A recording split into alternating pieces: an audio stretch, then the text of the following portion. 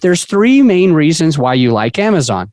The first one is because I'm able to buy stuff in my underwear. I think it's pretty freaking cool that I don't have to get dressed up, dolled up. I don't have to do my hair, and I don't have to put on clothes if I don't want to. It's pretty freaking cool. The second reason why I like Amazon is because I don't have to drive anywhere. So I don't have to leave the comfort of my own home, and I don't have to worry about traffic. And it could just be delivered to my house within sometimes a day to 3 to maybe 10 days. But a lot of the Prime stuff comes a little bit faster. What's the third reason, and how does that relate to podcasters? The third reason is the biggest reason why I like Amazon, and probably the biggest reason why you like Amazon. It's the social proof. You're able to see clearly what somebody says about that product.